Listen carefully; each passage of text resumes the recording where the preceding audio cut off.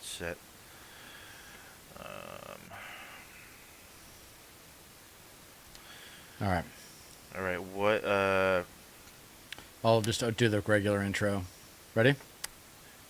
You give me a Take your time. test of your audio real quick. Go ahead. Test 1 2. Test 1 2. Checking 1 2. Check check check.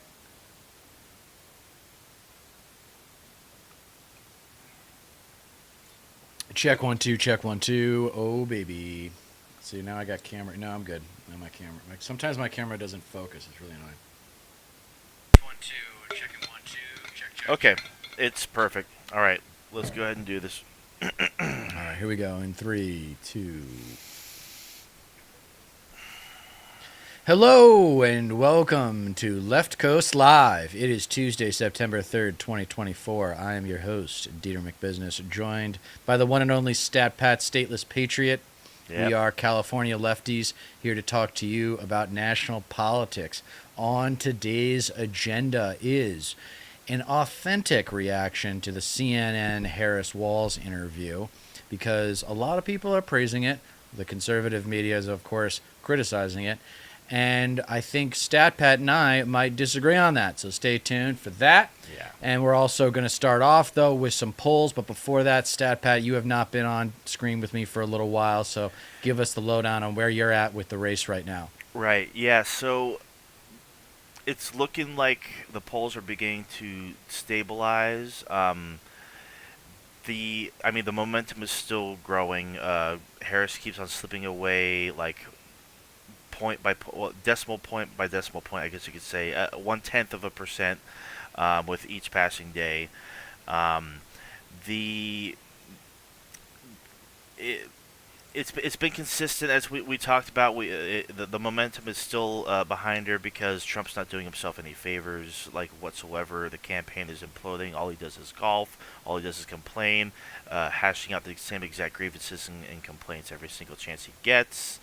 It doesn't really even seem like he wants to win. He's already set the narrative like it's all going to be rigged anyway. I just released a short earlier. Basically the gist of it is you can't teach an old Trump new tricks. It's the same playbook. It's the same exact shit. So as long as there is no major screw ups from the Harris Walz campaign, nothing too outside the box. As long as they keep on the same trajectory, that's pretty much all they have to do because Trump kind of needs a miracle at this point, like a big thing to swing things his way. Because Whoa. it doesn't. You sound really confident. I kind of am. I mean, things could change, but like in all honesty, like Trump really does need something big to swing the momentum back in his favor. I mean, the most he can hope for is that the momentum Yeah, well, wears we got off and like, three debates left and the VP debate, too. So and there's he and plenty he. of drama. There's plenty of Oh yeah. stage events to happen here. But Oh yeah. the good news is that people usually make their minds up before the debate, and nothing Sure. usually happens during the debate. We all want something crazy to happen, but Yeah. usually these people are so well coached that they avoid the classic landmines like Yeah. George 41's looking at him his watch cost him a lot of votes in 92. That's really funny. Can you imagine just like how? Oh man, for that to be like a deciding factor back in the day, or would just even be notable at all compared to the political landscape today. It's like, God, how times have changed. Well, the That's insane irony to me. the irony of Bush Senior, George H.W. Bush, losing in 92 is that everyone crucified him for saying no new taxes, and then he put in some new taxes, but it's because he was actually being, unlike Reagan, fiscally responsible. Right, He was exactly. actually trying to pay some bills, and Yeah. they God crucified forbid. him for it God because he went forbid. back Yeah. on his word, and Yeah. and then obviously Ross Perot opened the door for No, of Bill course. Clinton and changed the entire course of human history. Yeah. Thank you, Ross Perot. No, for real. I mean, for better or for worse, but I mean, it.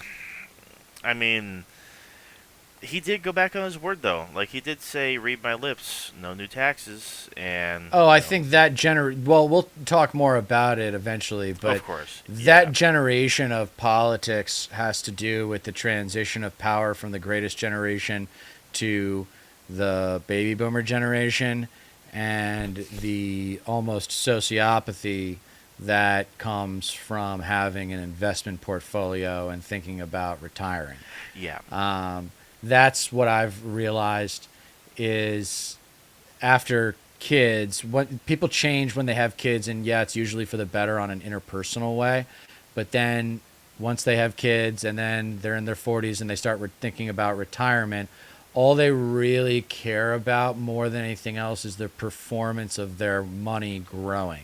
yeah, That is their first priority. That is their nut, as they say. yeah, And they care about it a lot. And they have been conditioned to think that tax cuts are the engine of the economy. Those are the sparks that light the economy on fire and everybody wins. right, Bullshit. It's right, not the way economics it's not the way economics works. yeah, no, Reaganomics is garbage. And yeah, I'm getting tired or I don't know if I'm getting tired of it. I'm getting I don't know, man. I'm getting nervous. I'm getting nervous. yeah, Maybe we don't, I'm like, I feel like I have my gut, for whatever it's worth. sure, My gut's not always right, but I feel like there was the surge. There was a modest surge after the convention, and that surge has since recessed, and we're still coming up against voter registration deadlines, and then yeah, also to the October surprise, these debates, the deciding voters holding out, kind of getting off almost yeah, on being like one of those late voters that might decide the election. And we'll talk about the Pennsylvania problem, the just simple arithmetic that if Trump wins Pennsylvania, he's got a pretty good chance of winning the election. no, of course, And the polling data, though, is supportive of your position on a national level. The yeah, polling data for the states, however, is a little bit of a different story. Do you want to get into that?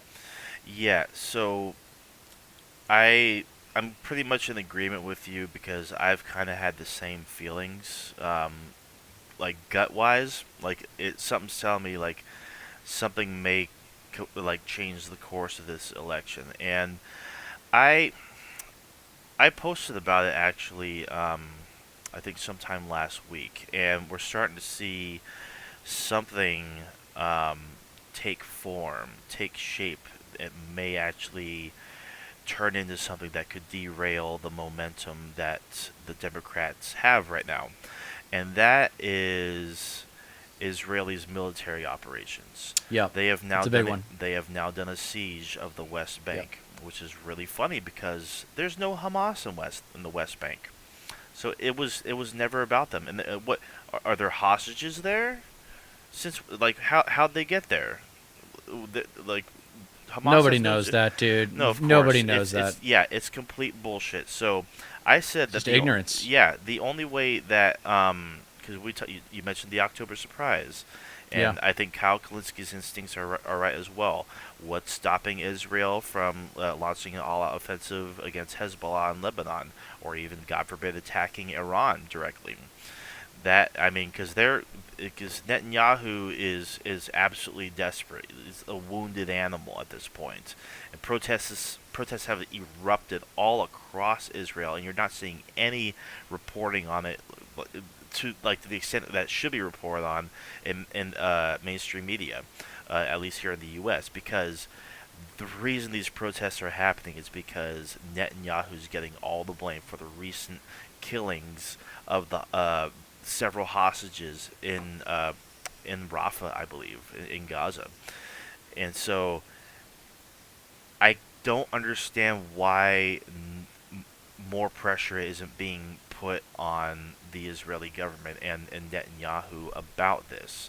Like, it's a good opportunity politically to seize and actually criticize him uh, with substance. Like this is on you. This is Hmm. because you accepted the ceasefire deal back in July. Well, I mean, necessarily accept it, but Hamas did. But then you wanted to water it down further, saying, "Oh, no, no, no," and then Hamas accepts it again, and then you reject it, and now you're still bombing Gaza, and now you're doing a siege of the West Bank. The the the the obstacle here is Netanyahu.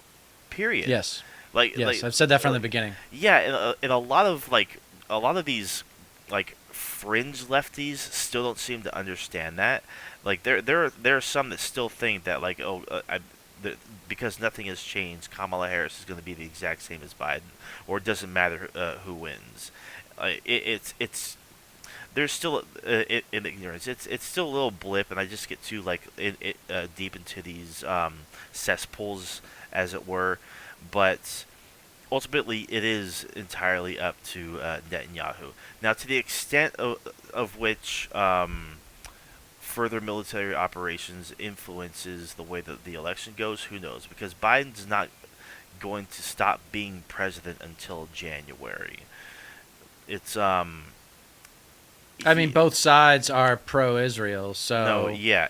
To the it's a kind of a I know you think it could be the October surprise, but it's become apparent to me that if for no other reason than there are just not that many of them, the Palestinian population in America has no voice yeah, and nobody cares. right, It's not so different from the violence you used to see in Africa, where it's like nobody cared because there was no yeah, money in it. yeah. No, of And course, there is money, however, in defending Israel, political money. And the aristocratic Zionists, shall we say, in America have a lot of power. yeah. And they are ubiquitous in their presence in the media. I'll tell you that much. Right. I mean, Um, because like you were saying, like earlier in the stream, like people like before the debates, for example, which we'll get back to because we don't want to tangent about Bush and the debates and whatnot, and how Trump's going to perform and how that might change the aspect of the race.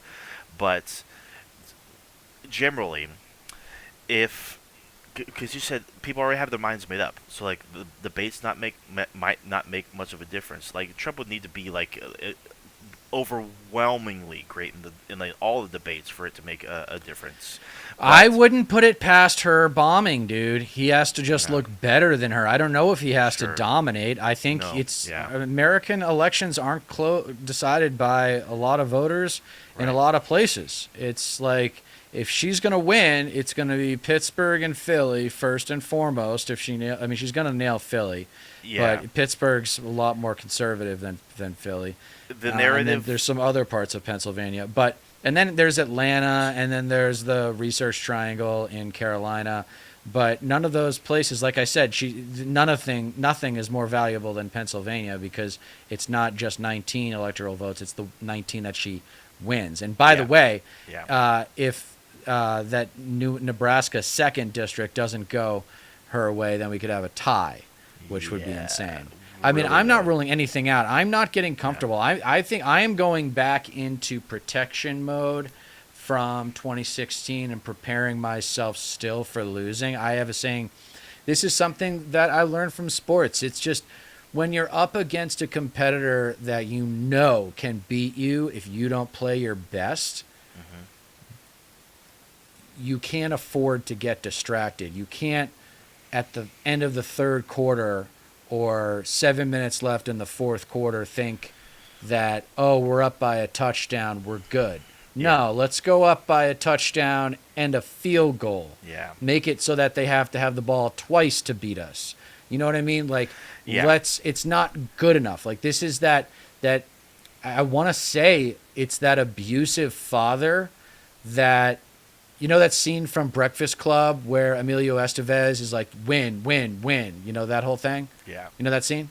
So it's actually taking that and making it useful. Hmm. Yeah. So what Kamala Harris needs to prepare for to prepare to counter when she debates Trump is the narrative that she can't run the country, that she doesn't know how, that she's not prepared, that she's not fit to run the country. She needs to hammer back at that. She can't be on the defense. She can't be like, "Oh well, me and Biden, we did this and that, and I'm gonna be a good president. I'm gonna be president for all Americans." And that, like, no cliches.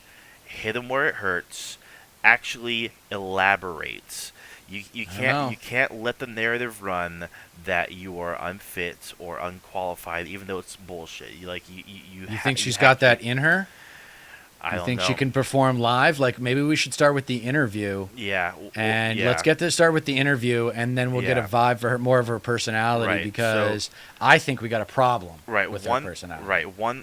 So one thing before we do get to Yeah. that. Yeah. So, um, that would need to be like front and center when it comes to countering Trump in the debates. And the debates, as long as she holds her footing, it's probably not going to move the needle too much. I think people do have already made up their mind and know who they're going to vote for. And even if a major military operation is done by Israel, I don't know how much it's going to move the needle towards Trump anyway, because I mean, why would it? Like, Trump's already signaled he's going to be like far worse on the situation to begin with. Like just comparing alone, just like two like prominent things. The fact that one candidate didn't attend Netanyahu's address to Congress.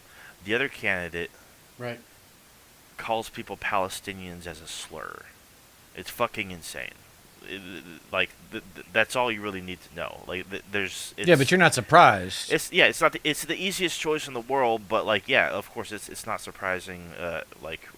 Regardless. I mean, our generation, like, what one thing I got because you're an elder Elder Gen millennial. Zer. Uh, Oh, you're I, an elder. No, no, you're no, a young no. millennial. Young millennial. I'm an elder millennial. You're a young millennial, right? Yeah, I'm just like a year So removed from Gen Z. Yeah.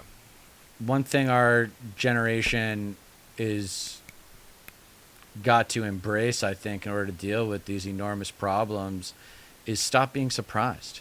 Yeah. Is stop being like asking these rhetorical questions of course. how could anyone vote for Trump? How could anyone do this? How could anyone Yeah. do that? Yeah. And the answer is because we live in a consumer-based society, and willful ignorance is for sale. And Yeah. people are buying it, and they're not even aware that they're buying it. They think they're getting truth when they're getting garbage. Yeah. And Exactly. it's like eating a bag of Doritos and thinking you're getting prime rib. That's what our news media culture has become. Yeah. Yeah. No kidding.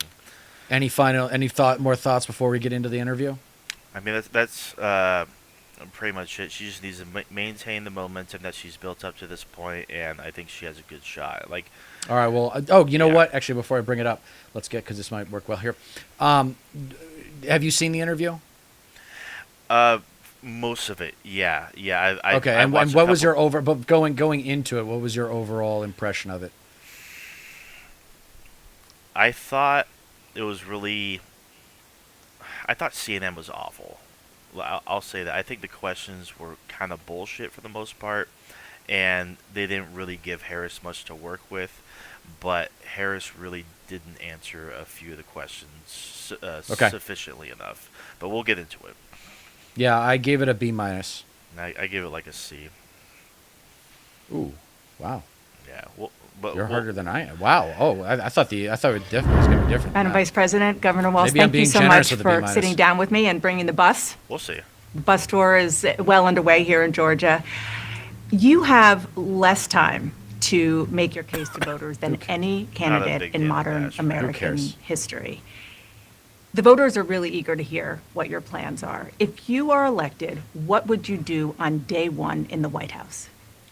Well, there are a number of things. I will tell you, first and foremost, one of my highest priorities is to do what we can to support and strengthen the middle class.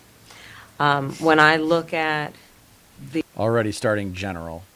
the Sure. aspirations, the goals, the ambitions of the American people, I think that people are ready for a new way forward You know, I will say in a way that she should say working class.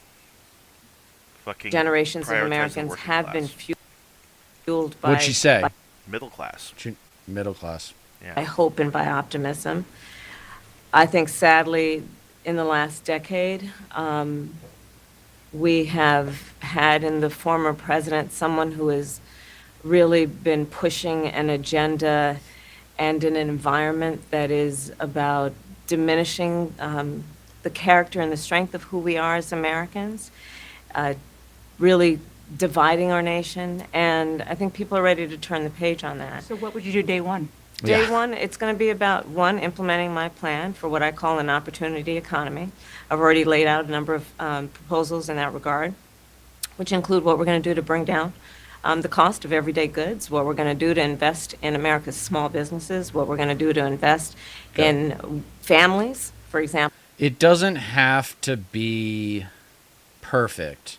Yeah. It just has to come across as confident, like she actually knows the problems. You don't need to get into huge details, but you do need to be specific. And I got to tell you, lists, like if I was coaching a politician, I would have in their head at least 5, preferably more like 10 lists of just things they can spit, predictable questions. Yeah, we're doing this. We did this. We did this. We're going to do this. I mean, like it's the What to news anticipate. media is never prepared for comprehensive answers. They think you're going to give superficial answers because those are the safer answers. Well, I'm here to tell you that in the digital age, when everyone has access to the internet, it's the people that are actually going to be able to spout facts quickly that are going to be the most successful politicians. Because that's one thing I will tell you, preview now, is that I know exactly, if Kamala Harris is our next president, I know exactly how her presidency is going to go. For example, extending the child tax credit to $6,000 for families for the first year of their child's life to help them buy a car seat, to help them buy baby clothes, a crib. There's the work that we're going to do that is about investing in the American family around affordable housing, a big issue in our country right now. So there are a number of things on day one. Prescription What about you? drugs. Well, I'm excited about this agenda too. As I said, the idea of inspiring America to what can be, and I think many of these things that the vice president's proposing are things that we share in values. And the child tax credit is one we know that reduces childhood poverty by 1/3. We did it in Minnesota to have a federal partner in this.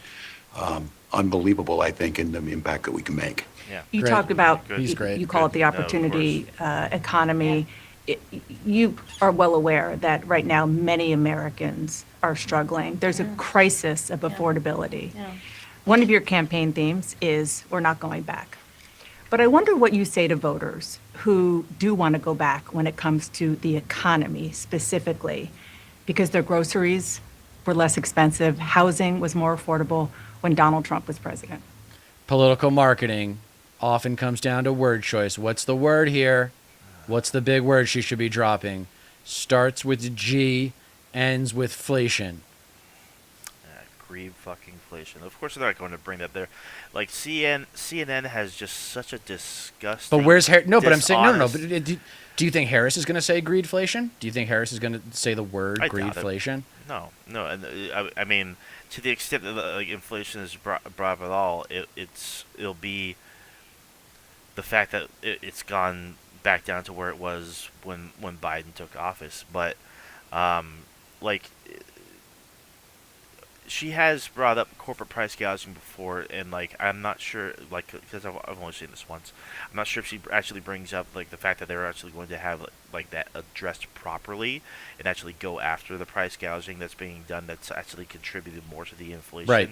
and it's just been used as a cloak and whatnot. But it's true. It's correct, and like she needs to bring that up. It's like an imperative because it's the cause of the high costs.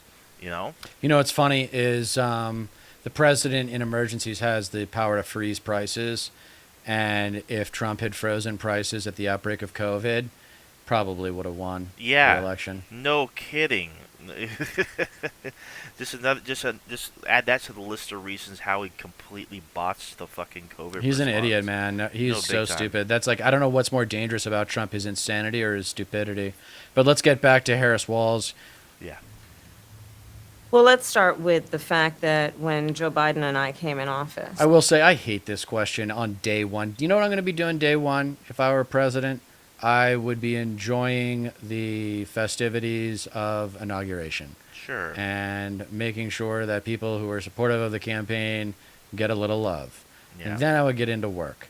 Yeah, And of course. I've been thinking ever since if you win the election, you've got 3 months to figure out what you're going to do and what you're going to prioritize. This idea of day one, like she should, I don't know, man. I just mean, want the somebody more to go accurate back. term- I want someone to go back at the media and be like, let me tell you how to do your job better. Yeah. Because I've actually studied media and I know what constitutes good journalism, and you guys don't ask the right questions the right way. No kidding. Or you don't, maybe that's not even the right framing. Maybe it's good or bad questions, but there is a right way and a wrong way, and it's never, Yeah. this frame is all it is. All this question is done on day one is to just say what her top priority is. Well, that's an opportunity until you take Yeah, control of the yeah. conversation and you say, wait a second, I've got a lot more than just one priority. Here Or one are day. my 3. Yeah, Yeah. exactly. I've got or one day. Like this is you're trying to reduce my campaign down to one issue. Like that is Yeah. how to attack the media. No, of is to course. go back and be like, I know what you're trying to do here, Yeah. and the American public is smarter than what you are framing this issue as. Literally, So it's- so I don't care what question you asked. Here's what I'm going to say anyway. Yeah, Here's it's- what, you know what I mean? It's reductionist completely. I'm going to because- answer the question that you should have asked. That should be your ask. Yeah, attitude. and not to mention, like, there's always an emphasis on the first 100 days. That first 100 days, as has been, demonstrated by previous administrations and whatnot, is always considered to be like the busiest time of the presidency, where you want to get the most done, like especially in terms of executive orders and whatnot. Yes. So like that, And well, in Congress. No, yeah, and just when it comes to the fucking media, especially CNN, what's really disgusting about like their questions, it's a dishonest neutrality bias. They're inserting neutrality on issues that are not fucking neutral to begin with. And they're oversimplifying things. There's only so Yeah. much the president can do to deal with inflation. A lot of this inflation has to do with the deregulations in the market that have happened under both conservative and Democratic presidents. Yeah. So let's talk about the addiction we have to tax cuts and deregulation as the vehicle for economic productivity, because those are artificial ways of stimulating an economy. Those are not organic ways of stimulating an economy. Right. All right, let's get back to it. Yeah. this. During the height of a pandemic, we saw over 10 million jobs were lost. Literally, we were all tracking the numbers. Hundreds of people a day were dying because of COVID. The economy had crashed. In large part, all of that because of mismanagement by Donald Trump Yes. of that crisis. Yes. When we came in, our highest priority was to do what we could to rescue America. And today, we know that we have inflation at under 3%. Yes. A lot of our policies have led to the reality that America recovered faster than any wealthy nation around the world. But you are right. Prices, in particular for groceries, are still too high. The American people know it, I know it. Which is why my agenda includes what we need to do to bring down the price of groceries. For example, dealing with an issue like price gouging. What we need to do to That's right. extend the child tax credit to help young families be able to take care of their children in their most formative years. What we need to do to bring down the cost of housing.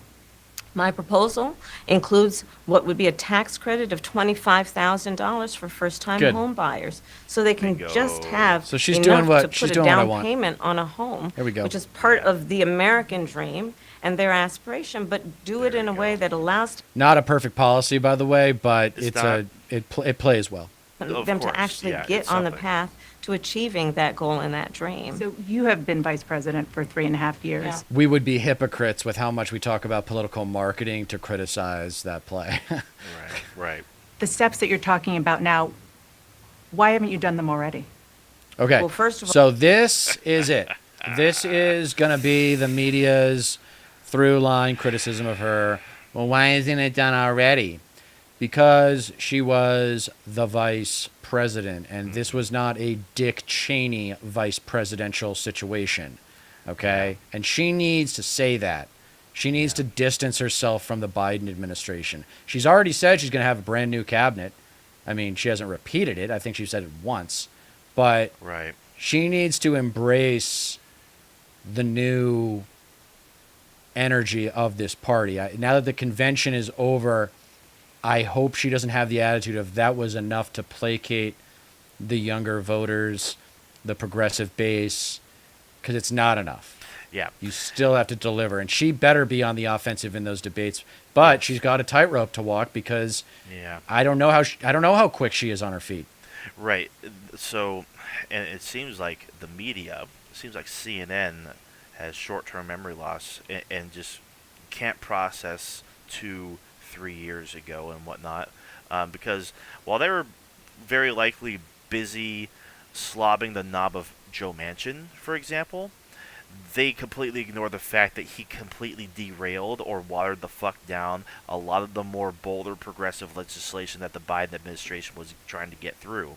So a Yep. lot of this would have been tackled. A lot of it would have been handled policy wise to a much greater extent, if not for the obstinance of Joe Manchin and Kirsten Sinema in the Senate. So, I know Kamala Harris doesn't want to point fingers and do the whole blame game and whatnot, but it does require unification from from both houses, from the House and the Senate. If you don't have that, your agenda is not going to see so much success.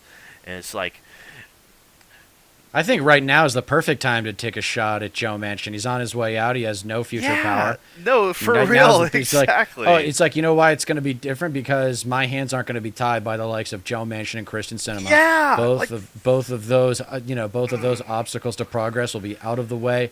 Thank God. And then Exactly. show some, like, I mean, drop the names. Like, I don't know. I mean, I kind of like Kamala the bitch. I think a lot of people want her to be a bitch. Please. Like, not because you can't really be a bully when you're a woman. Like, it's just not the same.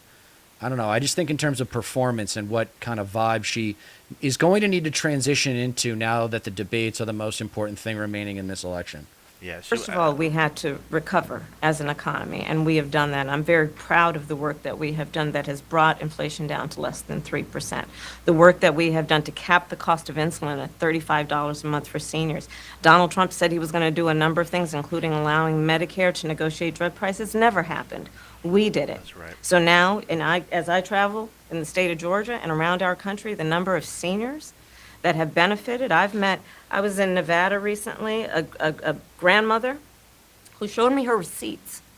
And before we capped the cost of insulin for seniors at $35 a month, she was paying hundreds of dollars, up to thousands of dollars a month for her insulin. She's not doing that any You longer. maintain Bidenomics is a success. I maintain fuck does that that even when we mean, do the Dana work of bringing Bash? down prescription I know, medication for the reframe, American people, reframe. including capping the cost of the annual cost of prescription medication for seniors at $2,000. When we do what we did in the first year of being in office to extend the child So that's one thing we actually could learn from Trump is to invoke superiority and entitlement in these interviews. Yeah. These media figures would have you believe that you are on their time.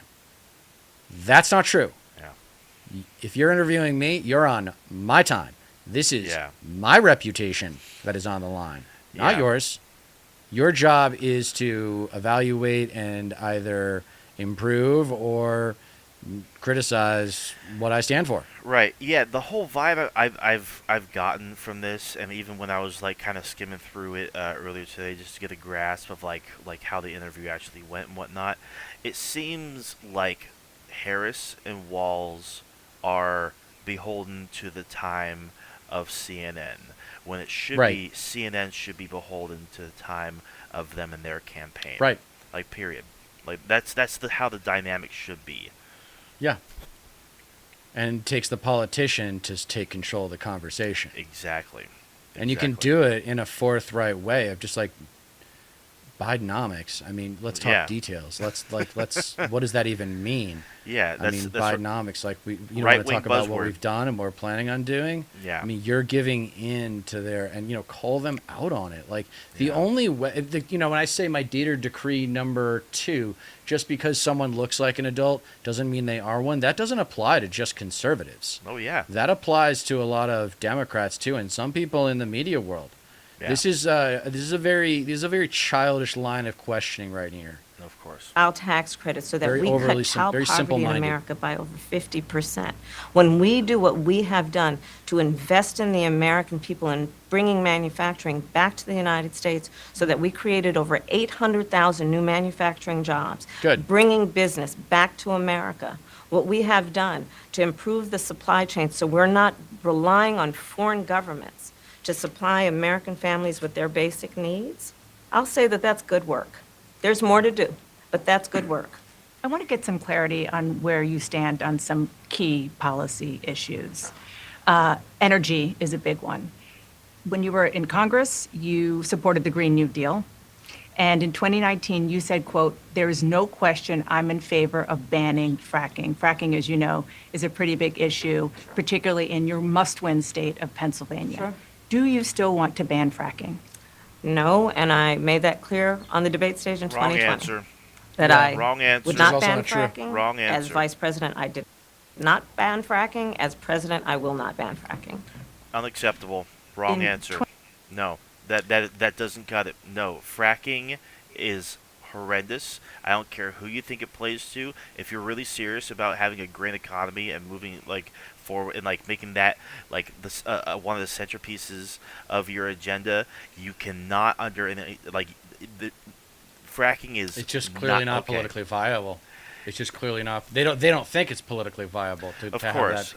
have that position. Sure, and they have to. I mean, and they know their audience too. They know exactly Well, she even said it in the way they asked the question. Well, Pennsylvania really cares about this. I mean, it's a pretty there are a lot of other issues to talk about. Sure. The fact that she brings up this was just they looked up Pennsylvania. What's one of the more important issues that she's flip-flopped on. Right, and it's just another one of those instances of taking control of the conversation and be like, America could be the leading just powerhouse when it comes to putting forward green technology. We could be the beacon that the world looks to when it comes to progress on green energy and solar, maybe even nuclear as well.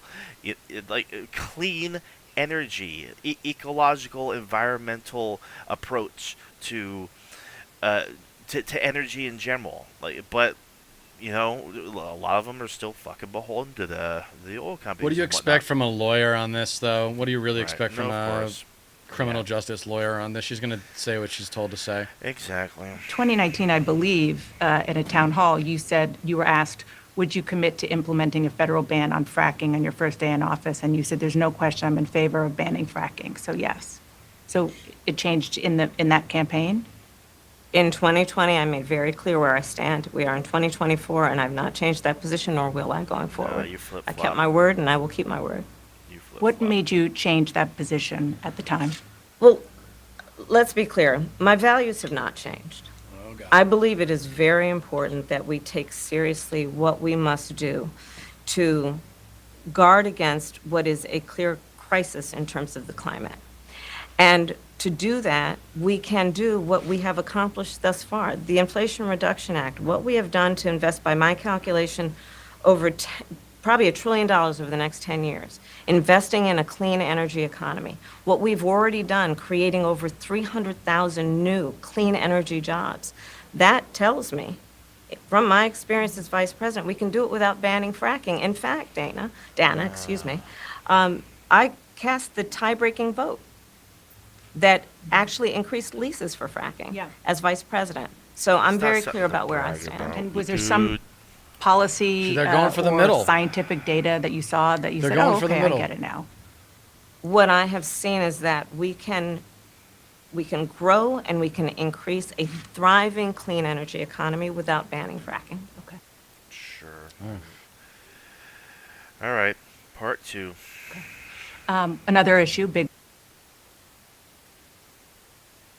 Another issue, big one, is immigration.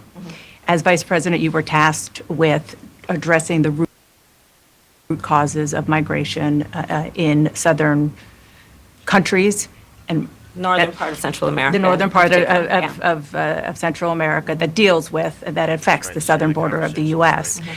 During the Biden-Harris administration, this a little bit. there were record numbers of illegal border crossings. Why did the Biden-Harris administration wait 3.5 years to implement sweeping asylum restrictions? Well, first of all, the root causes work that I did as vice president, that I was asked to do by the president, has actually resulted in a number of benefits, including historic investments by American businesses in that region. The number of immigrants coming from that region has actually reduced since we began that work. But I will say this, that Joe Biden and I and our administration worked with members of the United States Congress on an immigration issue that is very significant to the American people and to our security, which is the border. And through bipartisan work, including some of the most conservative members of the United States Congress, a bill was crafted, which we supported, which I support. And Donald Trump got word of this bill that would have contributed to securing our border, and because he believes that it would not have helped him politically, he told his folks in Congress, don't put it forward. He killed the bill. A border security bill that would have put 1,500 more agents on the border. And let me That's what I'm talking about. She just, as long as she keeps that pace, in the debates, and she doesn't try to talk too fast, because she just can't do it. She's not that kind of lawyer. She's Right. not as the fast-talking East Coast corridor kind of lawyer that I want. Easy and precise, and we've discussed. And let me tell you before, like, something, the way that she's addressing like this particular issue is like, yes, Trump is 100% to blame for killing a border bill, which would have contributed significantly to border security, and whatnot. But it also had horrible things like stopping like. Right, and Worse why than does she think the American public can't understand that we had made concessions in that bill, that we're going to come up with a Big better concessions. bill? Yes. Why don't the word better? Why are we not saying Medicare for all or something better? Why are we limiting these analytics about potential policy proposals down to what they can't do?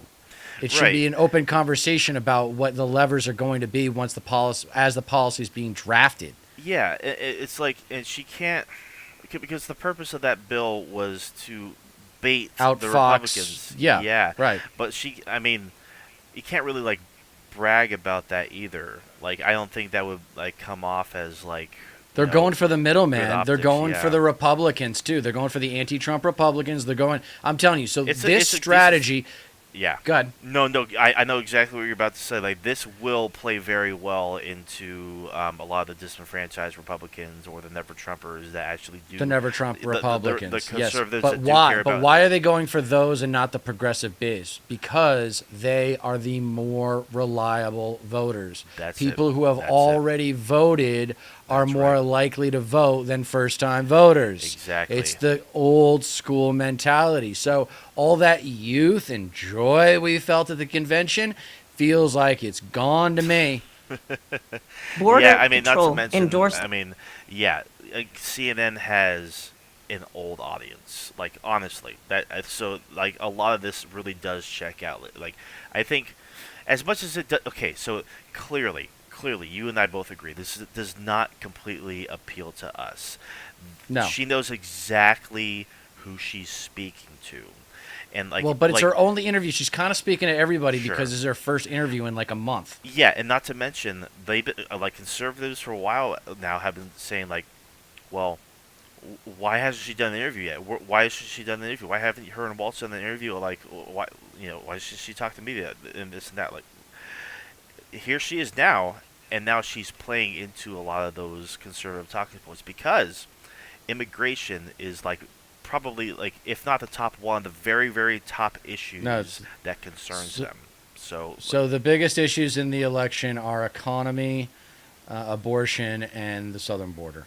Right, right. So like she knows exactly who she's speaking to right here. Xenophobia reigns supreme in America in the 21st century.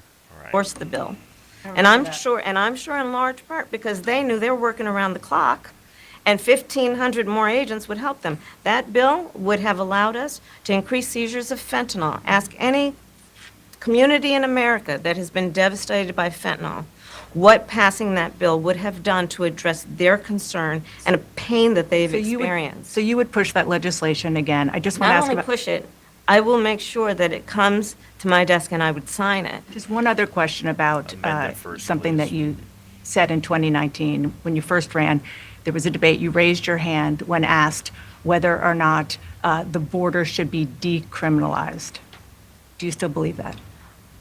I believe there should be consequence. We have laws that have to be followed and enforced that address and deal with people who cross our border illegally, and there should be consequence. And let's be clear, in this race, I'm the only person who has We're going to completely overhaul immigration law to something that makes sense because it has been completely burdened by conservative ignorance for over 40 years. That is the kind of leadership I want to hear. Put it back on them. The border would be working a lot better if the Republicans would actually be bipartisan. They're not partisan. They want the border to be a crisis so that they can campaign and fundraise off it. Bingo.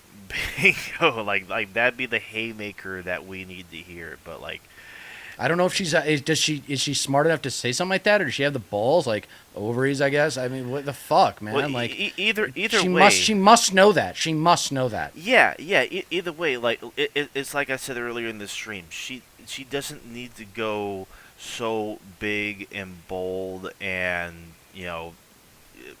I, I guess harsh for lack of a better word because like you're completely correct, but like still you're like and you're also correct in the fact that like conservatives vote. Like she's speaking to like people who are reliable voters and will vote on the issues that they care about. And if she does look better, even nominally better than the Republicans on the issue of the border and immigration, then it will help her flip votes basically. So yeah. has prosecuted transnational criminal organizations who traffic in guns, drugs, and human beings. There's a difference between criminal immigrants and legitimate, hardworking immigrants who just want a better course. life, not for themselves, usually, for their kids. Yes. Come on, who's going to work harder? Someone who's working for themselves or someone who's working for their kids? Obviously, the guy who's working for their kids.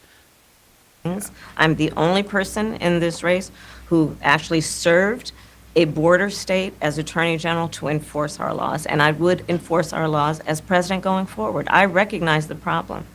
Generally speaking, how should voters look at some of the changes that you've made, that you've explained some of here, in your policy?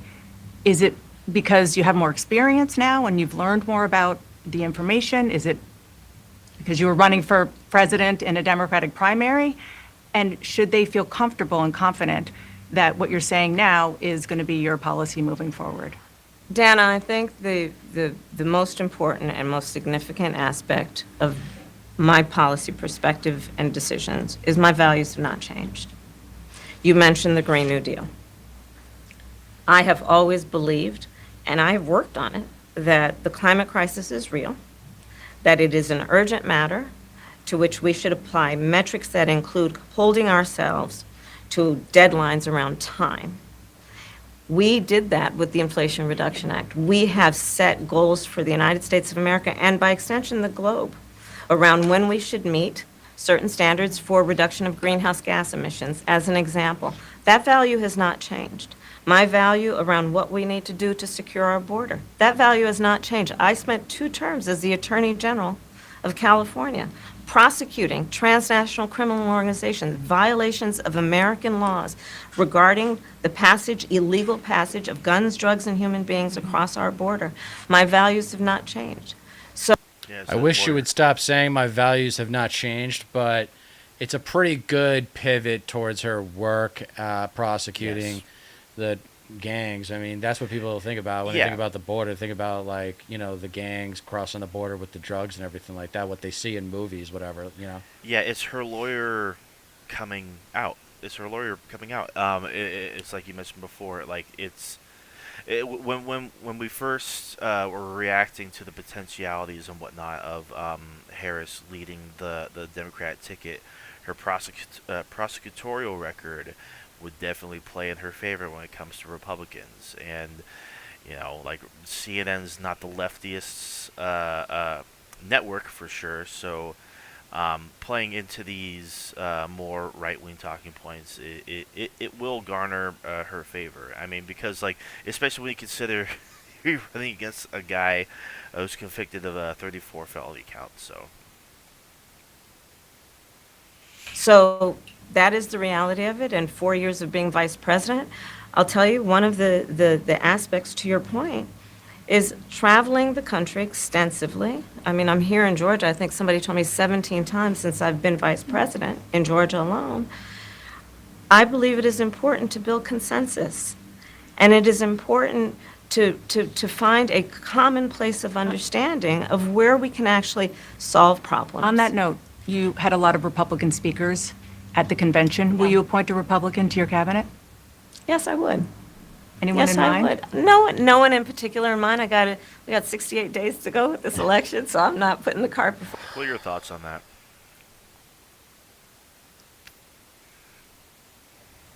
Not a big fan. Yeah, I'm not either, but also I don't think it necessarily hurts her because she is still trying to appeal to the conservative voters. And when we reported that on the last stream, how many ex-Republican staffers and whatnot were 200 flipping over and endorsing. Yeah, they definitely Harris. read that news bulletin. Yep. Yeah, I mean, more than likely, she probably just put someone in there that is very much a never Trumper, and just leave it at Adam that. Kinzinger's the only guy. Adam Kinzinger's the only guy that I think that she would appoint, and I wish she would just, like, she could have had even more fun. Like, that's what I'm saying, dude. And not to mention, I don't want. She's not a stupid person, but I don't think she's exceptionally intelligent.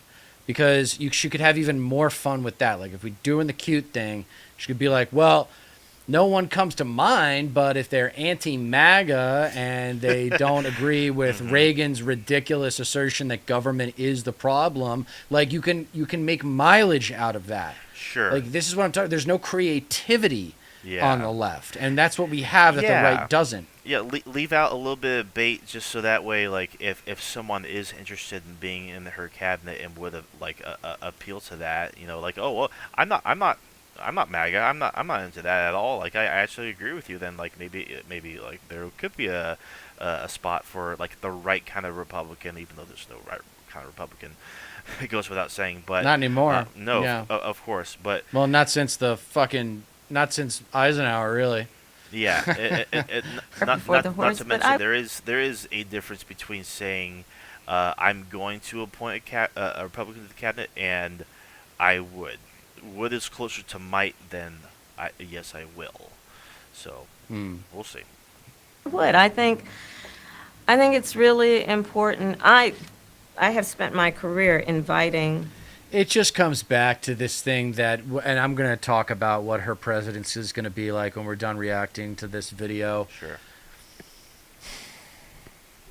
Just like we need to destroy American exceptionalism if we're really going to start to solve problems in this country, we need to destroy bipartisanship.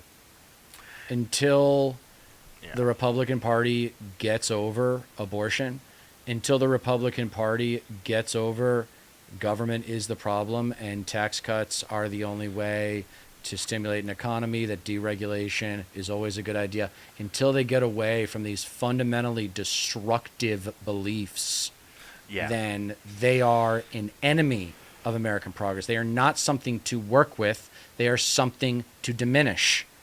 Yeah. So my take, just overall, assessing this interview, I have a cynical view and I also have a hopeful view. My cynical view is that it's a duopoly for a reason. Like Pelosi says, "Oh, we need the Republican Party," and we really Right. don't. So it's just like there's going to be an effort, I think, to just maintain that permanent duopoly. I'm hopeful because after playing lip service to bipartisanship and working with Republicans in some form or another, I'm hopeful that once she does become president and has a successful term and maybe even a second term, that Republican power is just slowly degrade and diminish because they're going to have fucking nothing if she wins. Diversity of opinion. I think it's important to have people at the table when some of the most important decisions are being made that have different views, different experiences. And I think it would be to the benefit. If they're still part of the Republican Party, why have they not left? Yeah, that's another Why thing is your too. Yeah. if you haven't left by now, what was it going to take for you to fucking leave? Right, it's like what's keeping you there at this point? How Like, can I? Why should I work with you? Everybody wants to work with the president. Why would you yeah. give anybody like that who doesn't have the courage? It takes courage to leave a political party. Churchill did it twice. I mean, it's unbelievable. Right, To the of benefit course. of the American public to have a member of my cabinet who was a Republican. Yeah, it's about time that we start getting I wanna like ask you about- stories from people saying why I left the right. Yeah. like that shit could hit. That could be that could. I think it's a missed opportunity for her to come across as tough too. Where if instead of that she would would you report a Republican in your cabinet? Would be like, hell no. This Republican Party is like an alcoholic addicted to willful ignorance. Right. And until they have that moment of clarity and cleanse that party from inside out and MAGA is no longer the prevailing power, I will do my best to mitigate that political party's ability to influence our society. Right. Where's that? And I know she's got that in her. Of course. That's the thing. No, She's yes. playing it safe. She's playing it to the anti-Trump Republicans, like you're Yeah. talking about. Yeah, that's exactly it. Because like, even though you're completely fucking right, a lot of Republican voters aren't going to see it that way, and Right. that's why they are still curious about her ability to maybe win them over and just flip their votes because she can't. And I'm sure she knows. I don't like you said. I don't think she's stupid either. I think she knows that she needs to win over a good. She's being chunk held of back. That. Right, of course. She's being held back. And like I feel like she kind of has to, like if she wants to, especially have a better chance in these swing states, because and also like keep your fingers crossed that like Trump still keeps continuing to fuck up.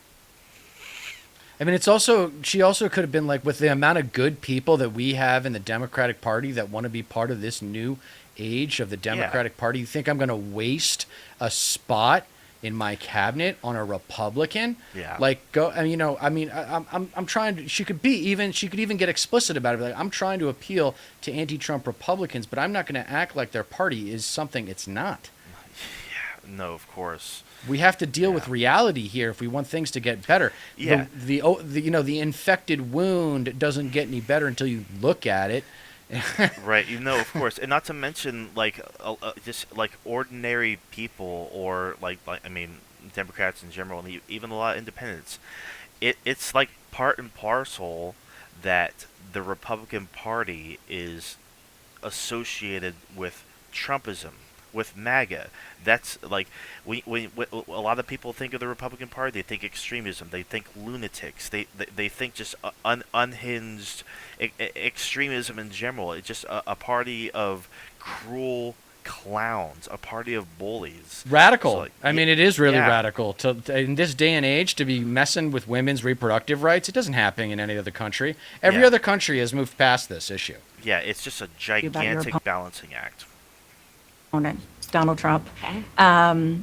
I was a little bit surprised. People might be surprised to hear that you have never interacted with him, met him face Yeah, to I don't face. care. Hurry up. That's going to change soon. But what I want to ask you about is what he said last month. He suggested Hi, that you Megan. happened Thanks to for turn joining. black recently for political purposes, questioning a core part of your identity. Yeah.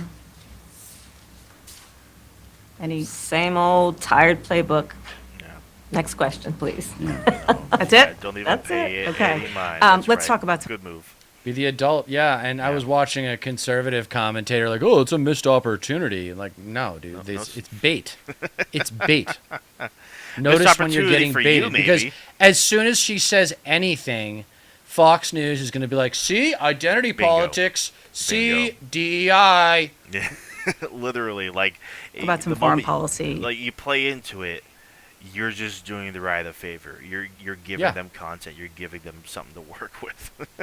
No, I mean, and that's where I'm at because I come from a conservative culture. Is stop respecting them. Oh, Like, yeah. stop being surprised. Stop respecting them. Right. Stop trying to change them. They are never going to change. They actually have changed over the last 20 years, and they've gotten worse. Of course.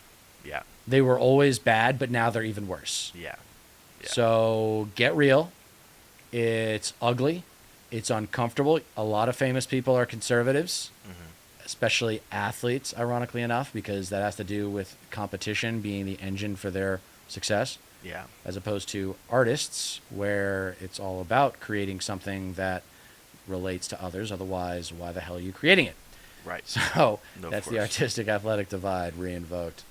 The issues that would be on your plate if you become commander-in-chief.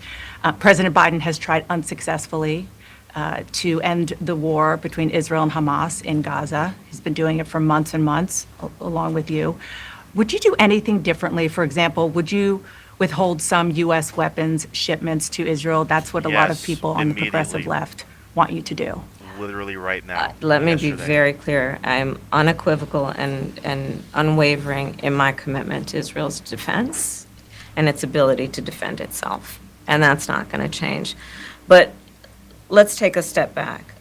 October 7, 1,200 people were massacred. Many Only young 1,200? people who were simply attending a music festival. Women were horribly raped. As I said then, I say today, Israel has a right to defend itself. We would. And how it does so matters. Far too many innocent Palestinians have been killed. And we have got to get a deal done. We were in Doha. We have to get a deal done. This war must end. And in the meantime- And we must get a deal that is about getting the hostages out. I've met with the families of the American hostages. Let's get the hostages out. Let's get the ceasefire done. But no change in policy in terms of arms and so forth. Leverage. No, we have to get a deal done. You could use your leverage to get a deal done, but you're not. And don't tell me that you are working on this problem when you're campaigning for president, while at the same time, your boss is on a beach in Delaware. Yeah. So give me a break. Like, I mean, it's just, this is the most bullshit part. She went from her best moment to her worst moment really quickly. Dana, we have to get a deal done. When you look at the significance of this to the families, to the people who are living in that region, a deal is not only the right. This is what I'm talking about, bro. You remember back in one of my episodes, I talk about how it's like looking at a crime scene. It's like looking at pictures of a crime scene, politics. Yeah. Just get the emotion out of it. This is the way it is. It's ugly. It's nasty. It happened this way. Dissect what happened based on the photographs and the way the crime was committed. It's always baby boomer conservatism. Yeah. It's the fucking disease. Yeah.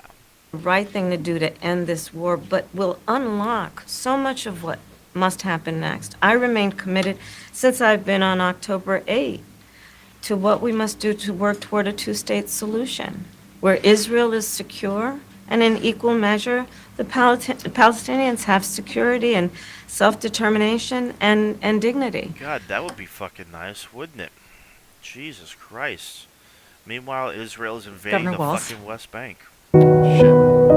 Oh, my dog, my nose, my Governor dog Walz, relaxation music. the country is just starting to get to know you. Relatable. I want to ask you a question about how you've described your service in the National Guard. You said that you carried weapons in war, but you have never deployed actually in a No, war you're right, zone. Megan. A campaign official said that you misspoke. Did you? Well, first of all, I'm incredibly proud. I've done 24 years of wearing the uniform of this country. Equally proud of my service in a public school classroom, whether it's Congress or the governor. My record speaks for itself, but I think people are coming to get to know me. I speak like they do. I speak candidly. I wear my emotions on my sleeves, and I speak especially passionately about our children being shot in schools and around guns. So I think people know me. They know who I am. They know where my heart is. And again, my record has been out there for over 40 years to speak for itself. And the idea that you said that you were in war, Yeah. did you misspeak as the campaign has said? Yeah, I said we were talking about, in this case, this was after a school shooting, the ideas of carrying these weapons of war. And my wife, the English teacher, told me my grammar's not always correct. But again, if it's not this, it's an attack on my children for showing love for me, or it's an attack on my dog. I'm not going to do that. And the one thing I'll never do is I'll never demean another member's service in any way. I never have, and I never will. I just, one other question, because again, this is all new. Yeah. I mean, Whatever. This was not, Yeah. however many days ago, this was not. Europe- on Europe either does of their elections bingo in 6 cards, weeks. Especially yours. You had to clarify that you had said that you and your wife used IVF, but it turned out you used a different kind of fertility in order to have children. And then when you ran for Congress in 2006, your fuck? campaign repeatedly made false statements about a 1995 arrest for drunk and reckless Jesus driving. Christ. What do you say to voters who aren't sure whether they can take you at your word?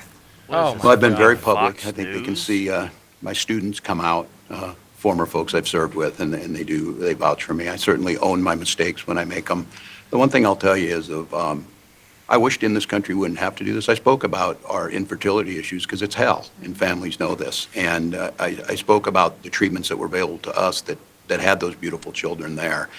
That's quite a contrast in folks that are trying to take those rights away from us. And so I think people know who I am. They know that record. They've seen that. I've taught thousands of students. I've been out there. And I won't apologize for speaking passionately, whether it's guns in schools or protecting of reproductive rights. The contrast could not be clearer between what we're running against. Yeah. The vice president's Yeah. position on this has been clear. And I think most Americans get it if you've been through that. I don't think they're cutting hairs on IVF or IUI. I think what they're cutting hairs on is an abortion ban and the ability to be able to deny families the chance to have a beautiful child. No, that's literally it. It's just splitting hairs on like things that he's said or said that he's done and whatnot. It's literally the right wing narrative that's been just shaped around Walz out of desperation because they don't have because they have to like attack him some way somehow. They have to drag him down. So if it means like misrepresenting his record in any way, shape, or form, that's going to take off. That's going to become the mainstream conservative talking points and whatnot.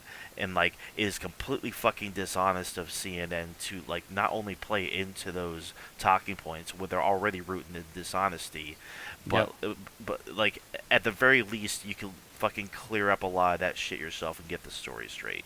It's The market-driven media, man. The market-driven media. It's Yeah. always going to lead to mistrust between the American public and our leaders. Yeah, It's and- always going to encourage that as opposed to encouraging trust. They don't. like They don't do. Nixon days. They don't do themselves any favors, of course.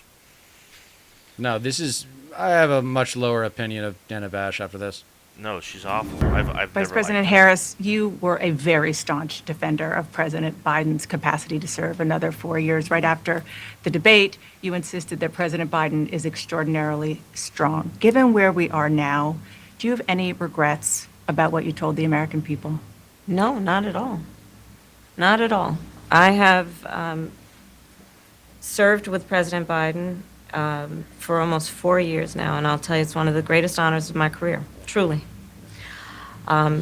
He cares so deeply about the American people. He is so smart and loyal to the American people. And I have spent hours upon hours with him, be it in the Oval Office or the Situation Room. He has the intelligence, the commitment, and the judgment and disposition that I think the American people rightly deserve in their president. By contrast, the former president has none of that. And so, one, I am so proud to have served as vice president to Joe Biden. And two, I am so proud to be running with Tim Walz It's for fine. president of the United States and to bring America what I believe the American people deserve, which is a new way forward, and turn the page on the last decade of what I believe has been contrary to where the spirit of our country really lies. But the So she's a pretty good actress because she was excluded from a lot of policy discussions early on in the Biden administration. She was not Yeah. polling well at the beginning of that administration. They were not course. giving her public spots. They didn't use her like Obama used Biden or, obviously Bush used Cheney. Right, and the fact that and that's true, but she can't say that. Like she could. No, because she that, can't. That raises, She has to have a united front. She has to Exactly. maintain the united front. raises too many questions, and she knows. And that then you she could end up can't- with a lawsuit too. You could end up getting Yeah. sued by a state of like, you knew the president was incapacitated and you didn't do anything, and then we spend another 5 Of years course. litigating that. No kidding. the Yeah. last decade, of course, the last 3.5 years has been part of your administration. I'm talking about an era that started about a decade ago, where there is some suggestion, warped, I believe it to be, that the measure of the strength of a leader is based on who you beat down, instead of where I believe most Americans are, which is to believe that the true measure of the strength of a leader is based on who you lift up. That's what's at stake as much as any other detail that we could discuss in this election. Called an archetype. Because we haven't had a chance to talk, I'm just curious, staying on President Biden, when he called you and said Oh, he was Jesus, dude. pulling out of the race, what was that like? And did he offer to endorse you right away, or did you ask for it? Okay, so I watched the guy who reviewed this. I watched this specific part. And when someone is lying, it's not always true, but it's very frequent that they look up and to the left. Sometimes I know when I'm on camera and I have to think about what I'm saying, I look up just so that I don't feel Yeah. the judgment of the camera. You know what I mean? Like I just No, did it. yeah. Like to come with the right word, sometimes I have to look away from the camera. That's not me lying. That's me thinking. With her, though, he said that she looks up to the left and that this is a bullshit story. And I wouldn't be Yeah. surprised if it was bullshit based on what she says next. Yeah. It was, Well, she's it was a looking up to the Sunday, right, though. so here, I'll give you a little too much information. Go for it. Right. There's no such thing. Not a Yeah, vice that's president. My Because I family do that. was Like I staying look with up us, to my right when I'm thinking and about like, what to say and whatnot. including my But it might be something. family was staying with us, and including my baby nieces, and we had just had pancakes and, Auntie, can I have more bacon? Yes, I'll make you more bacon. And then we were sitting down to do a puzzle. Do you know why she mentions bacon? Because Americans love bacon, dude. Bacon pulls well. Yeah, of Bacon course. pulls well. And the Yeah. phone rang, and it was Joe Biden. And he told me what he had decided to do. And I asked him, "Are you sure?" And he said yes. And that's how I learned about it. And what about the endorsement? Did you ask for it? And he was very clear that he was going to support me. So when he called to tell you, he said, I'm pulling out of the race and I'm going to support you. Well, my first thought was not about me, to be honest with you. My first thought was about him. Like why would? To be honest. Like, honestly, like Um, anybody in that situation would not like immediately make it about themselves. like for No. fuck's sake, Jesus. Like Hmm. unless you're a fucking sociopath, I think history is going to show a number of things about Joe Biden's presidency. I think history is going to show that in so many ways it was transformative, be it on what we have accomplished around finally investing in America's infrastructure, investing in new. Do you think incremental is a good way of describing the Biden presidency? Because I think incremental is appropriate. Yeah. I would Whatever say so. success they've had, everything has been hedged by Congress. Everything's been defanged. Everything's been half-assed. Yeah. I can't think of a single piece of legislation that really got through the way that progressives would have liked it, like student loan debt, for example. Most things he did get done end up getting like watered down and whatnot. And, Yeah. and like we mentioned, like we mentioned before, the Stonewall, the obstacles in the Senate and whatnot. Like Build Back Better was not like as it was passed. Like I don't even know if it was like passed as it was. Like it was completely watered down from its original form and whatnot. And like none of the, like you couldn't even like make amends to it. Like to even like add like progressive things onto it that would have been that were popular because they weren't going to get the actual votes needed. So yeah. New economies, in new industries, what we have done to bring our allies back together and have confidence in who we are as America and grow that alliance, what we have done to stand true to our principles, including the one of the most important international rules and norms, which is the importance of sovereignty and territorial integrity. And I think history is going to show not only has Joe Biden led an administration that has achieved those extraordinary successes, but the character of the man is one that he has been in his life and career, including as a president, quite selfless and puts the American people first. I just have to ask you both about two standout moments, aside, of course, from the addresses that you both gave, but standout moments that were perhaps unexpected during the convention. You mentioned one of them, Governor. A moment that you shared, that the world shared with your son, Gus.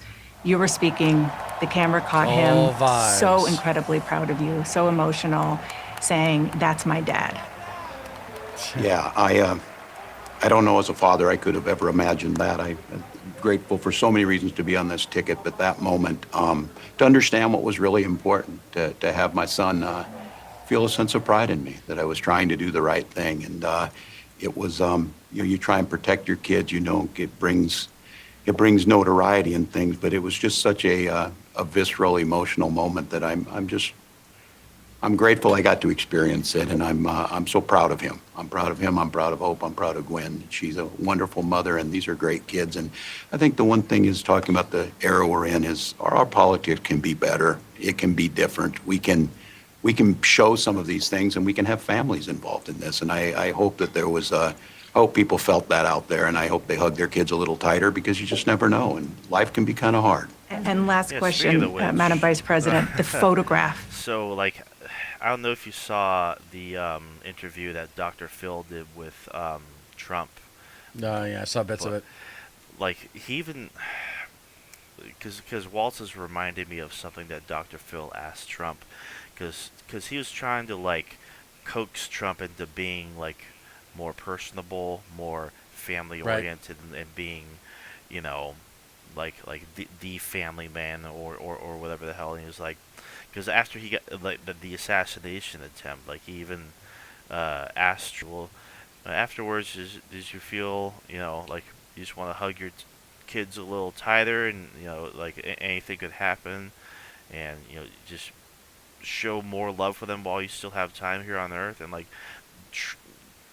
of course, like what kind of fucking answer is Trump gonna give to that? No even modicum of empathy or compassion, like No. not at all. Like I forget exactly what he said, but it was like nothing even remotely like anyone with like a soul would respond with. Yes, Yeah. that's what he is. He's Yeah. He's an agent of evil. Yeah. That has gone viral. You were speaking, one of your grandnieces that you were just talking Yes. about was watching you accept the nomination. You didn't explicitly talk about gender or race in your speech, but it obviously means a lot to a lot of people, and that viral picture really says it. What does it mean to you? I am running because I believe that I am the best person to do this job at this moment. Bullshit. You're running for president because you were Joe Biden's vice president and you were lucky Yeah, to that's get right. picked. You were Yeah. lucky to get picked. There was a fierce competition for that position. You lucked out. Yeah, pretty much. For all Americans, regardless of race and gender. But I did see that photograph, and I was deeply touched by it. And you're right, it's the back of her head, her two little braids, and then I'm in the front of the photograph, obviously speaking. And it's very humbling. It's very humbling in many ways. Did she talk to you about it afterwards? Oh, she had a it's lot so to talk cute. Oh, isn't it so cute? She listened to everything. People are and dying she in a listens to genocide. everything. Give you your hot takes? Oh, yeah, Palestine. definitely. Yeah. Yep, bombs are Madam dropping Vice President, all over the Governor Middle Walz, East. thank you so much for your time. All right. Appreciate it. Good. Thanks for having Thank you, us. Dana. We're all Thank you. having a real good time. All right. I actually give it a straight C now upon a second look. I think it was a couple of well-handled moments, but overall I think she was exposed as going for the middle-of-the-road vote, the anti-Trump Republicans, the more reliable voters, rather Yeah. than continuing the momentum of the convention, which was inspiring the younger voters. Yeah. And having a new energy and a cultural shift and really taking on the culture war stuff. And that one specific issue other than Israel that she got asked about, I think, was fracking. Yeah. And then it was all like Trump Yeah. and like, I mean, just like there's other issues to talk about. Yeah. There's a lot of issues to talk about. And she needs to learn how to take control of these interviews. She Yeah. needs to be like, no, you're on my time. We're going to talk about what I don't care. Like, stop caring what the question is. It's like at the, I remember one guy during the Senate review of Amy Coney Barrett, he didn't ask one question. All he did was talk about how the Federalist Society and Heritage Foundation had basically handpicked her because she's a pro-choice, or she's pro-life judge. Yeah. She's an activist judge. Yeah. And that's the way to handle it. You have to learn. You have to be like, there's a not a lot of people know how to do this. Mm-hmm. If you come from privilege, then you know how to do this. Yeah. But I can coach people on how to do it, but it doesn't come naturally unless you come from privilege. It's a weird sense of entitlement where when the camera's rolling, oh, you think, see, you have to be polite if you're in the media. And Right. Trump takes advantage of that in the bully aspect, but in our side, on the left, you can take control of the conversation with righteousness. But you got to know your facts and your data. And something that I've really been focusing in on and paying attention for the last 10 years, and I'm only getting more aware of the conservative counterattacks. You have to know what they're going to say. And she Yeah. did that well with the whole, Biden support and transitioning into some more detailed politics as the interview went on, but she still didn't Right. challenge the framing. She's like, we have to as a left collectively go after the framing of these ideas, because it's like there is no argument if you agree with the framing. If you agree with the premise, then you're screwed. Then there's an automatic conclusion built into that premise, Right. Yeah. like the border crisis being the best example, Yeah. Yeah. So because it's not a fucking crisis. It's not. Yeah. Yeah. Personal biases.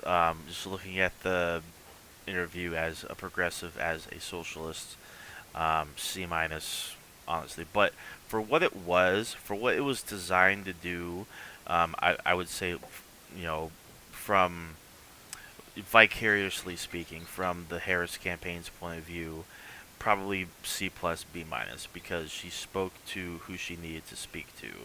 I think it's like an interview like that is going to play well for people who are more on the fence, maybe like right-leaning voters who are curious. Yeah, they just turn their cards over. They just turn Yeah. their cards over in terms of what they're trying to do with their strategy. Right. It's definitely going to play well for those like more moderate voters, those more centrist voters, people who are a bit more skeptical about her but don't like Trump. In those aspects, I think it went rather well. Even though like there are a lot of things like clearly she has the wrong position on, and in other moments she needed to work on. It could have been a whole hell of a lot worse. I don't think this will really affect her campaign much at all. In fact, it might actually help her, honestly. All right, let's do the polls. Okay.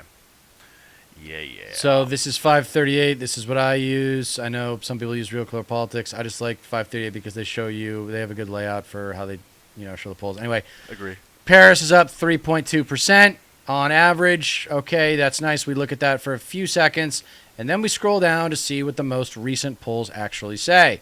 How long those polls, like a week-long range, is a little weird. Sample size and the results. And Harris is up by 2 in the most recent active vote. Tip Insights, I thought had a conservative bias, but I'm not so sure about that. Again, 4-3. 4 is when she splits it with Kennedy, Stein, and West. And I don't know what, I guess down here, Redfield does the Oliver and Stein. Who is Oliver, by the way? Do you know who Oliver is? It might be the Libertarian candidate. Okay. Running for president. Yeah, Chase Oliver. That's who it is. Yeah, That's right. Okay. That's right. Okay, and then Outward Intelligence has got you, got Harris up 5. So, again, when we were talking to Connor, the progressive American, saying we don't get comfortable until these are 4 and 5s, and I want to modify that statement to don't get comfortable until they're all 4s and 5s. Yeah. Big Village is actually pretty reputable. They've got Harris at 6, 7, and 8. So, Big Village, Ipsos, respectable. They've got Harris at 3 and 4.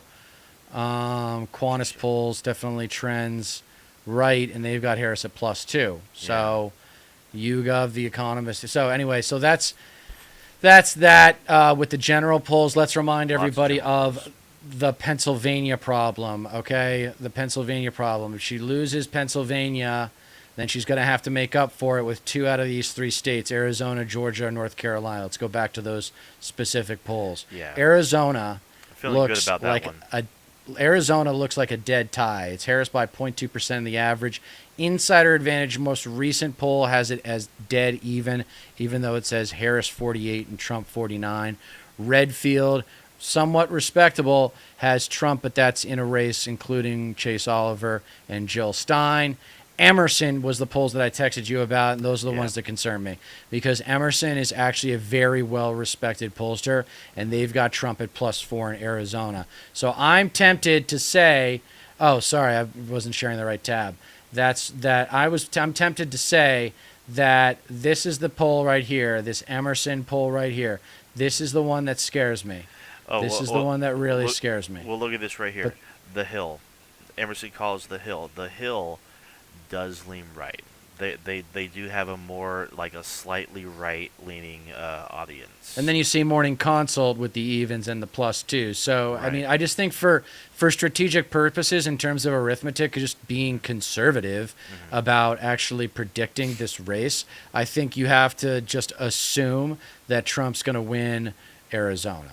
Right, and not to mention just for the arithmetic. The other poll that was above that one too, that had Trump up by 1, was also done by the Telegraph, which is also a slightly right-leaning, right-skewing. Right. Though the biggest polls were that consult poll, Morning Consult poll, and then the Fox News one that ended on the 26th, so it ended a little bit over a week ago. Right. So Registered that voters. had Harris at +1 Right. in Arizona. Right. And interesting enough. registered voters as opposed to likely voters. Yeah. So I think they might have a registration problem in Arizona, the conservatives. I don't know. We'll see. I know that one thing that we do gotta keep in mind with Arizona is that we do have a couple big things going for us. For one, Abortions on the ballot. that and Tim Walz polls higher there than pretty much any other swing state by far. So that might I would say like Harris is probably like just slightly ahead, like the 0.2 percentage ahead on average. It does check out. So, I mean, I have a good feeling about Arizona. All right, you feel good about Arizona. I am saying for just competitive purposes, let's assume that Trump gets it, okay? Sure. Who wins in Nevada? She's +0.7 over Trump right now in the averages. That's interesting. Insider Advantage has Yeah. Trump +1.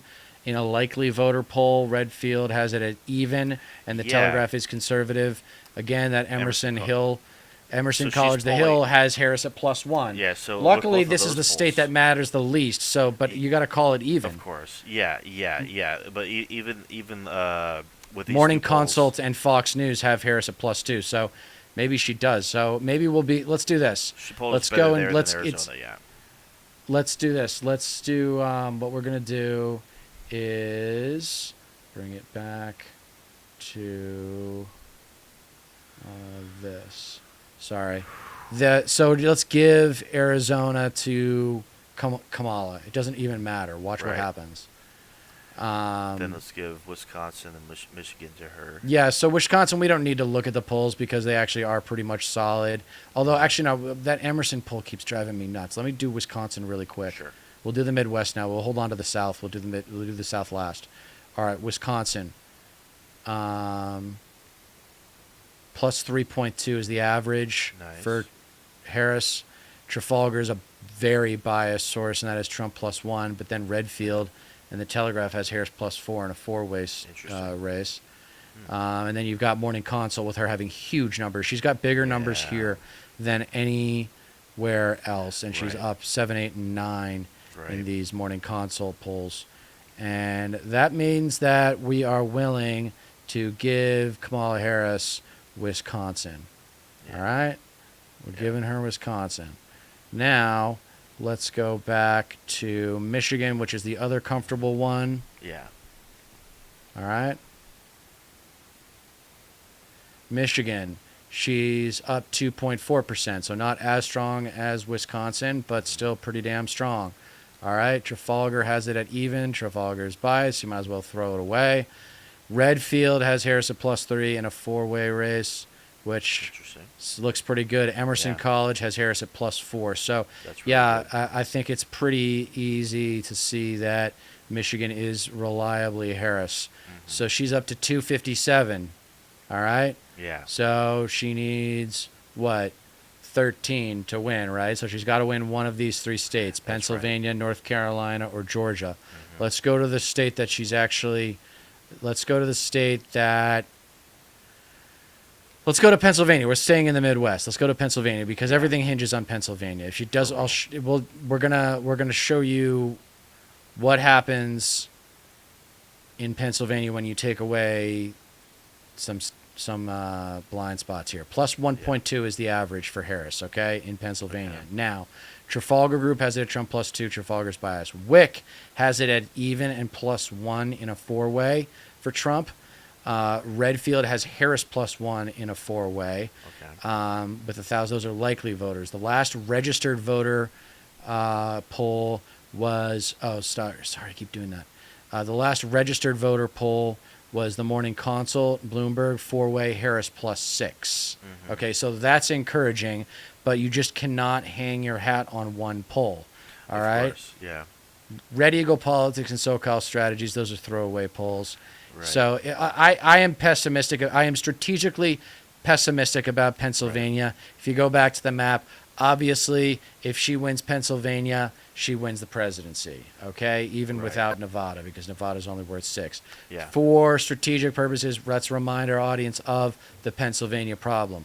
If it comes down to the wire and Trump is able to win Pennsylvania, all right, Harris has got to win either Georgia or North Carolina, assuming Virginia goes blue, which it should. All right, let's go to Yeah, the assuming one Arizona that's. goes red too. Let's go to the one. Yeah, we're assuming Arizona goes of red, course. just for again just being conservative in our strategy. Yes. And then I want to do Georgia is actually the one that looks closer between these two. So Right. Georgia is Harris by plus 0.4 in the averages, and then the insider advantage has Harris at +1. So I'm not comfortable with that.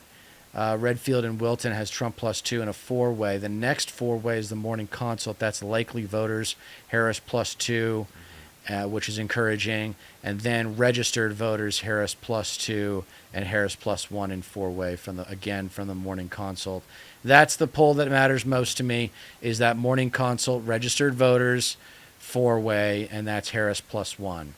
Then we got the Fox News polls, which both have Harris at +2, even head-to-head and four-way.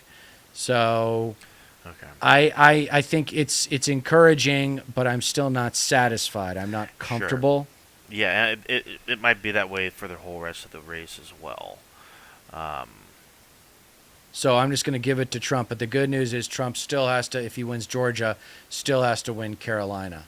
right. So even if he wins Arizona, so he still needs to run the table on those other states. So Yeah. let's take one last look at the state polls. And we're going to take a look at North Carolina. Carolina blue. Carolina is currently red with Trump up at 0.4% on the averages, but let's take a look at the most recent polls. Insider advantage, Trump +1. Okay, so let's get down to the morning consult because that's what we've decided are kind of like the more reliable polls. So morning consult, four-way action, Harris +1. That's encouraging, and that's registered voters. And then the Fox News poll is Trump +1. That's not encouraging. And that's registered voters. That's in five-way action, Trump +1. So it's just, that's a coin toss. It's a coin toss. Yeah. Yeah. S- North So Carolina again- might go red. He might actually. So if have he a chance gets with that if he one. gets North Carolina, then she's going to have to get Pennsylvania. Yeah, of course. And I don't even know if Nebraska first is in play or not. I feel like it is, but I don't know much about it. Is there polling for that one? I don't know. Let's find out.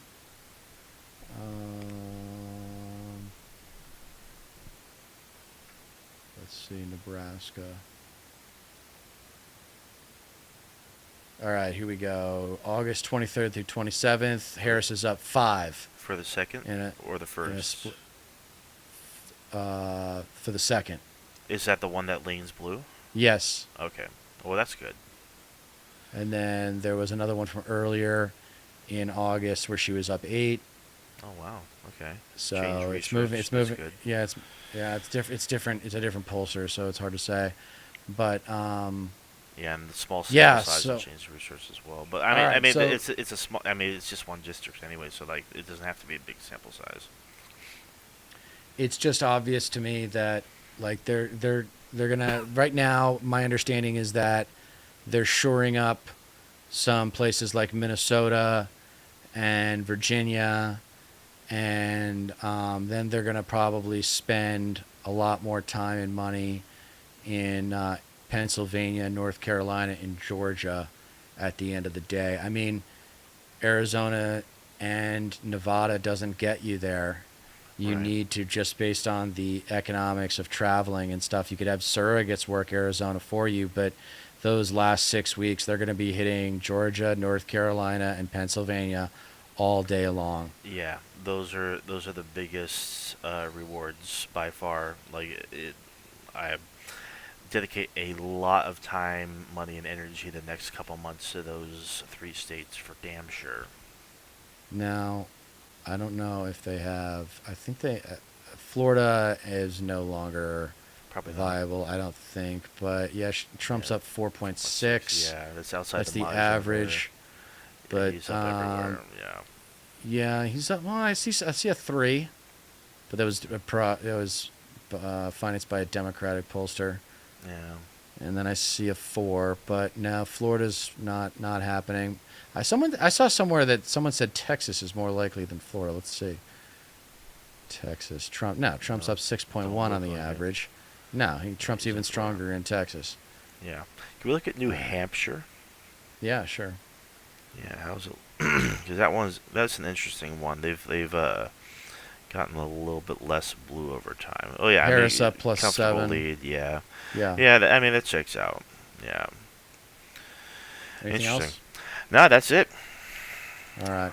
Good show. So yeah, so I think that's it. The only final comment I was saying was, no, we covered it during the show. Just the only note that we have them staring at was, they're going to be going after her for being the border czar and acting as if she was president the last 4 years. And I think if she needs to, she can be like, look, I was the vice president. I wasn't the president.